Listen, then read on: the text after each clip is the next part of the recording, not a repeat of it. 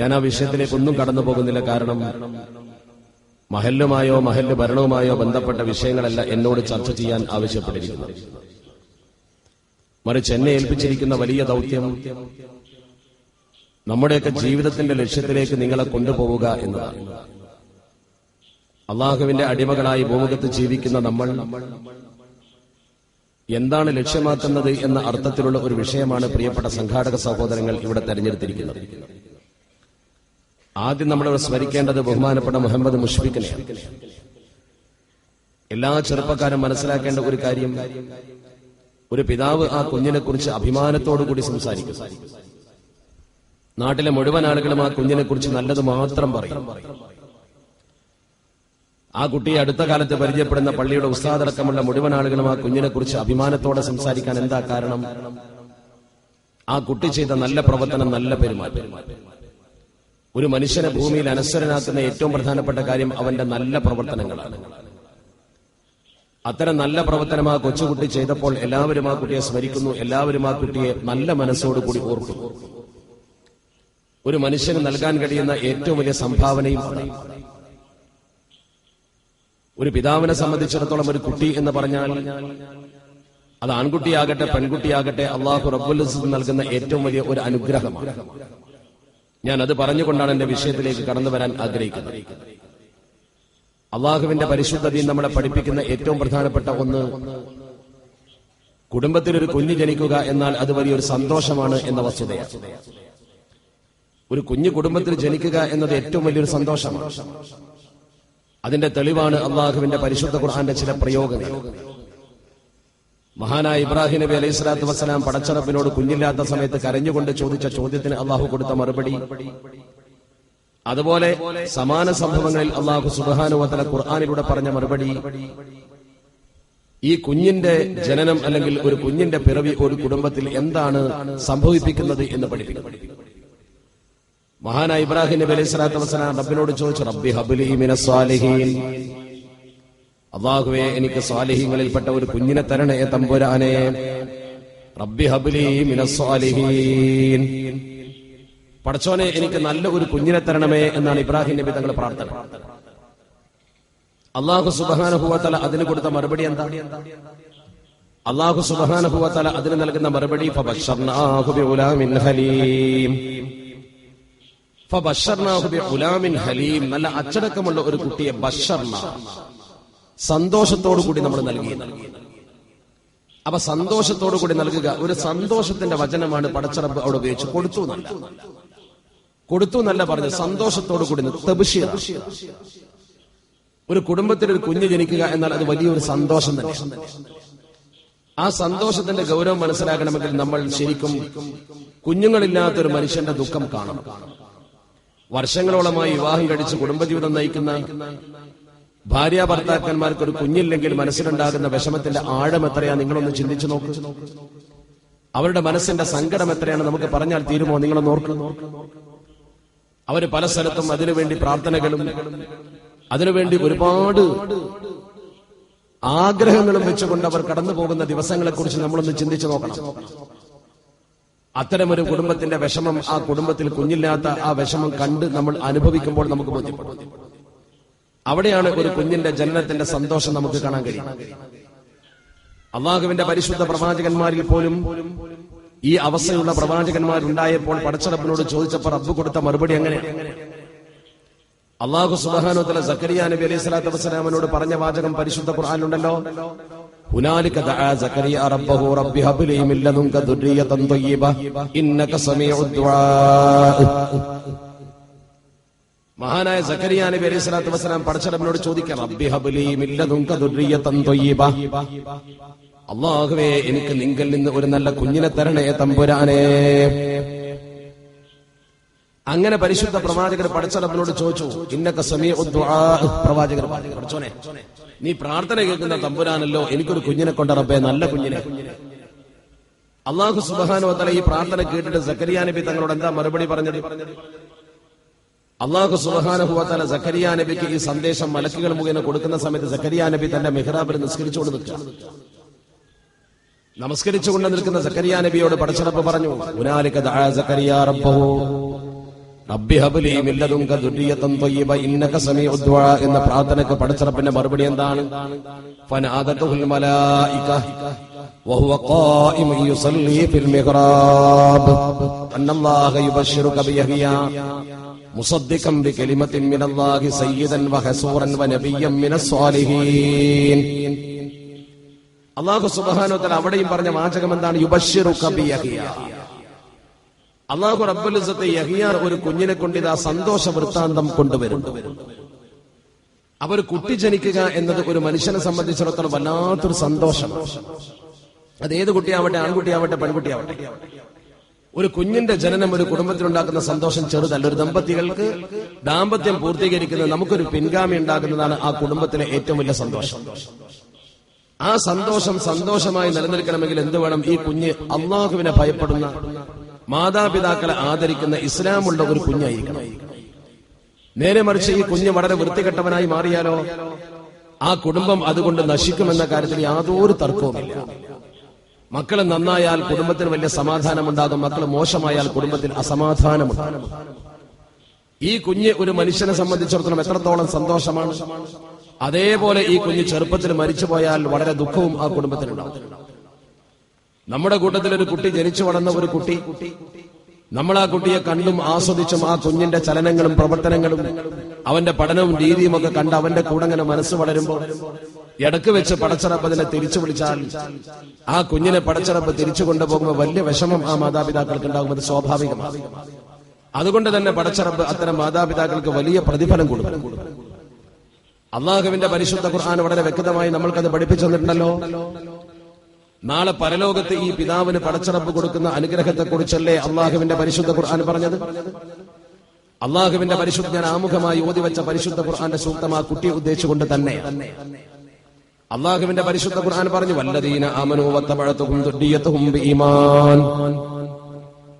വല്ലദീന ആമനൂ, വിശ്വസിച്ച സത്യവിശ്വാസികളായ ആളുകൾ, അള്ളാഹുവിൽ അചഞ്ചലമായി വിശ്വസിച്ചുകൊണ്ട് പടച്ചറപ്പിനെ പേടിച്ച് ജീവിക്കുന്ന ആളുകൾ, വത്തബഅതുഹും ദുർരിയ്യതുഹും ബിഈമാൻ, ഈമാനിൽ അവരെ പിൻപറ്റിയ പ്രിയപ്പെട്ട മക്കൾ, ആ പിതാവിനെ പോലെ തന്നെ അള്ളാഹുവിനെ ഭയപ്പെട്ടുകൊണ്ട് ജീവിച്ച ഒരു മനുഷ്യൻ, അൽഹഖ്നാ ബിഹിം ദുർരിയ്യതഹും, ആ കുഞ്ഞുങ്ങളെ തീർച്ചയായും ഈ പിതാവിന്റെ കൂടെ ചേർത്ത് കൊടുക്കും. നാളെ പരലോകത്ത് പിതാവ് ചെല്ലുമ്പോ പിതാവിനെ സ്വീകരിക്കും ആ മക്കള്.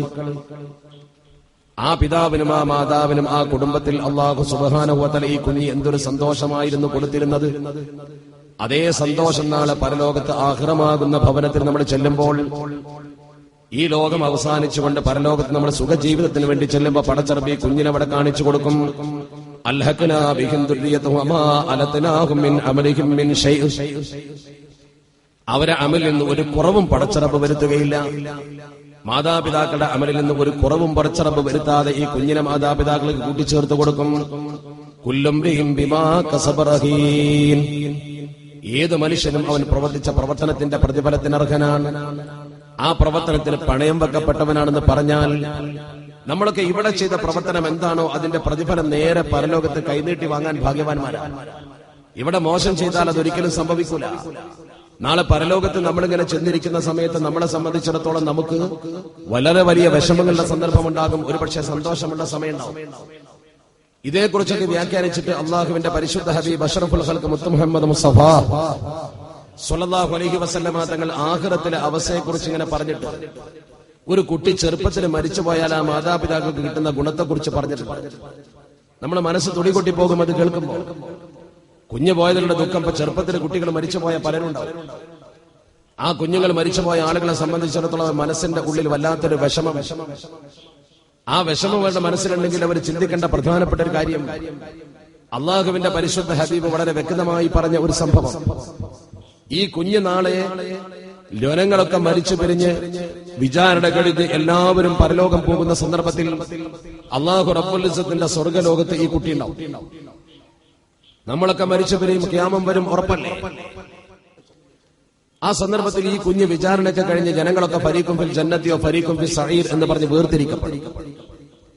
ഈ വേർതിരിക്കപ്പെട്ട ആളുകളിൽ സ്വർഗാവകാശികളുടെ കൂട്ടത്തിൽ ഈ കുഞ്ഞ് വാപ്പയെയും ഉമ്മയെയും ഒക്കെ തരും. ചെറുപ്പത്തിൽ വാപ്പയുടെയും ഉമ്മയുടെയും പരിലാളനെ ഏറ്റു വളർന്നു ജീവിതം പൂർത്തീകരിച്ചിട്ടില്ലാത്തൊരു, ജീവിതം തുടങ്ങിയിട്ടില്ലാത്തൊരു കുട്ടി ചെറുപ്പത്തിൽ മരിച്ചുപോയാൽ സ്വർഗത്തിലായിരിക്കുമെന്ന കാര്യത്തിന് യാതൊരു തർക്കവുമില്ലല്ലോ. നിഷ്കളങ്കനായ ഒരു കുഞ്ഞ്, ആ കുഞ്ഞ് സ്വർഗത്തിൽ അവന്റെ മാതാപിതാക്കളെ തെരഞ്ഞ് അന്വേഷിച്ചുകൊണ്ട് വേവലാതിപ്പെടും.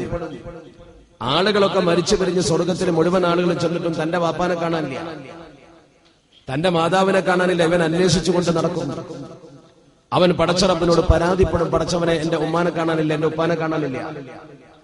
എന്നെ ഞാനാക്കിയ, പോറ്റി വളർത്തിയ, ഞാൻ സ്നേഹിച്ച് എനിക്ക് പൂതി തീരാതെ ഞാൻ മരിച്ചു പിരിഞ്ഞു പോരുമ്പോ എന്റെ ഉമ്മ, എന്റെ ഉപ്പ, ഞാൻ എന്റേതല്ലാത്ത കാരണത്താൽ മരിച്ചു പിരിഞ്ഞ് ഇവിടെ വന്ന് പടച്ചറപ്പെ എനിക്കെന്റെ ഉപ്പയെ കാണണം, എനിക്കെന്റെ ഉമ്മയെ കാണണമെന്ന് ഈ കുട്ടി കരഞ്ഞു പറയുമെന്ന്. അങ്ങനെ കരഞ്ഞു പറയുന്ന കുട്ടിക്ക് സ്വന്തം മാതാപിതാക്കളെ കാണിച്ചു കൊടുക്കുന്നതിന് വേണ്ടി അല്ലാഹു സുബ്ഹാനഹു വ തആല ഈ കുഞ്ഞിന്റെ കരച്ചിൽ കേൾക്കുമ്പോ വിഷമിച്ചുകൊണ്ട്, പ്രയാസപ്പെട്ടുകൊണ്ട് ഈ കുട്ടി കരയുമ്പോ ആ കുട്ടിയുടെ മാതാപിതാക്കൾ എവിടെയാണ് എന്ന് അന്വേഷിക്കാൻ മലക്കളോട് ഉത്തരവിടുക. അബദ്ധവശാൽ ഒരുപക്ഷെ ഈ മാതാപിതാക്കൾ നരകവാസികളായിപ്പോയി എന്നിരിക്കട്ടെ. അങ്ങനെയാണെങ്കിൽ പോലും മരിച്ചുപോയ കുഞ്ഞിന്റെ മാതാപിതാക്കൾ നമ്മൾ ആരെങ്കിലും നരകത്തിലായി പോയി എന്നിരിക്കട്ടെ. മരിച്ചു പിരിഞ്ഞാൽ മനുഷ്യനെ 3 വിധത്തിലാണല്ലോ വേർതിരിക്കപ്പെടുക. ഒരു കൂട്ടരെ സ്വർഗത്തിലേക്ക് നേരെ കൊണ്ടുപോകും, ഒരു കൂട്ടരെ നരകത്തിലേക്കും കൊണ്ടുപോകും. അവരതിൽ ശാശ്വതമായിരിക്കും. മൂന്നാമതൊരു വിഭാഗമുണ്ട്. ആ വിഭാഗം മുഅ്മിനീങ്ങളാണ്. അള്ളാഹുവിൽ വിശ്വസിച്ചു, പക്ഷേ കുറെ തെറ്റുകുറ്റങ്ങൾ അവർക്ക് സംഭവിച്ചു. മുഅ്മിനീങ്ങളാണ് എന്നതുകൊണ്ട് പടച്ചറബ് അവിടെ കാലാകാലവും നരകത്തിൽ നിക്ഷേപിക്കില്ല. അവർക്ക് അല്ലാഹു സുബ്ഹാനഹു വ തആല ഈ ശിക്ഷക്ക് അവർ ചെയ്ത ഭൂമിയിലെ തെറ്റിന്റെ കണക്കനുസരിച്ച് ഒരു കണക്ക് വെച്ചിട്ടുണ്ട്. ആ കണക്കനുസരിച്ചുള്ള കാലം അവർ നരകത്തിൽ കിടക്കും, പിന്നെ അവരെ സ്വർഗത്തിലേക്ക് കൊണ്ടുവരും. അവൾ മുഅ്മിനീങ്ങളായ മാതാപിതാക്കളാണെങ്കിൽ അബദ്ധങ്ങൾ വല്ലതും ജീവിതത്തിൽ സംഭവിച്ചു പോയിട്ടുണ്ടെങ്കിൽ പടച്ചറപ്പ് വിട്ടുപുറത്ത് മാപ്പ് ചെയ്യാത്ത വല്ല കുറ്റങ്ങളുമുണ്ടെങ്കിൽ അവരെ നരകത്തിൽ അതിന്റെ ശിക്ഷ കൊടുക്കും. പക്ഷേ കാഫിരീങ്ങളല്ലാത്തതുകൊണ്ട് കാലാകാലവും അവർക്ക് നരകം കൊടുക്കില്ല. അവരെ ശിക്ഷയിൽ നിന്നും പടച്ചറപ്പ് രക്ഷപ്പെടുത്തി പിന്നെ സ്വർഗത്തിലേക്ക് കൊണ്ടുവരുമെന്നാണ് അള്ളാഹുവിന്റെ പരിശുദ്ധ ദീനുൽ ഇസ്ലാമിന്റെ അഖീദ നമ്മളെ പഠിപ്പിക്കുന്നത്.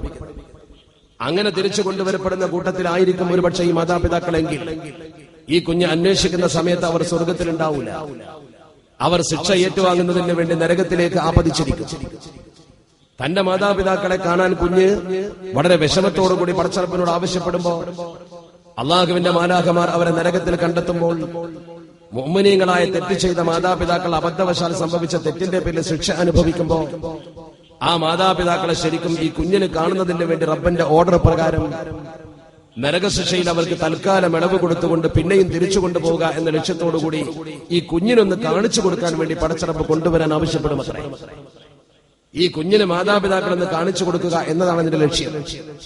സ്വാഭാവികമായും ഈ കുഞ്ഞ് തന്റെ മാതാക്കളെയും പിതാക്കളെയും അങ്ങനെ കാണുമ്പോൾ, ചെറുപ്പത്തിൽ മരിച്ച് പിരിഞ്ഞു പോകുന്ന ഒരു കുട്ടി മാതാവിനെയും പിതാവിനെയും വീണ്ടും കാണുമ്പോൾ, രക്തത്തെ തിരിച്ചറിയുമ്പോൾ, വീണ്ടും മുട്ടുമ്പോൾ ഉണ്ടാകുന്ന ഒരു രംഗം നിങ്ങളൊന്ന് സങ്കല്പിച്ചു നോക്ക്. ആ മാതാപിതാക്കൾ ആ കുഞ്ഞിനെ കാണുന്ന സന്ദർഭത്തിൽ അവരെ മനസ്സും കുഞ്ഞിന്റെ മനസ്സും ആ ഒരു സമാഗമത്തിന്റെ വീണ്ടുമുള്ള ഒരു കണ്ടുമുട്ടലിന്റെ ആ ഒരവസ്ഥയിൽ ഈ കുഞ്ഞ്, പ്രത്യേകിച്ച് ചെറിയ കുട്ടികളൊക്കെ ആണെങ്കിൽ, മാതാവിന്റെ കയ്യിലും പിതാവിന്റെ കയ്യിലും പിടിച്ച് മാതാവിന്റെ മാറത്തണഞ്ഞുകൊണ്ട് ബാപ്പയെയും ഉമ്മയെയും അണഞ്ഞുകൂട്ടി പിടിച്ചുകൊണ്ട് വിടാതെ പിടിക്കും. ഈ ഒരു സന്ദർഭം അള്ളാഹുവിന്റെ പരിശുദ്ധതയിൽ നമുക്ക് വിശദീകരിച്ചു തരുന്നുണ്ട്. ആ സന്ദർഭത്തിൽ അല്ലാഹു സുബ്ഹാനഹു വ തആലയുടെ ഓർഡർ മലക്കുകൾക്ക് ലഭ്യമാകുന്നു. കുട്ടിക്ക് മാതാപിതാക്കളെ കാണിച്ചു കൊടുക്കുക എന്ന കടമ നിർവഹിച്ചിരിക്കുന്നു. ഇനി മാതാപിതാക്കളുടെ ബാക്കി ശിക്ഷ പൂർത്തീകരിക്കുന്നതിന് വേണ്ടി അവരെ കൊണ്ടുപോകണമെന്ന് പറയുന്നു. ആ സമയത്ത് മാതാപിതാക്കളെ കുഞ്ഞിൽ നിന്നും വേർപെടുത്തുന്ന രംഗം നിങ്ങളൊന്ന് ഓർത്തു നോക്ക്.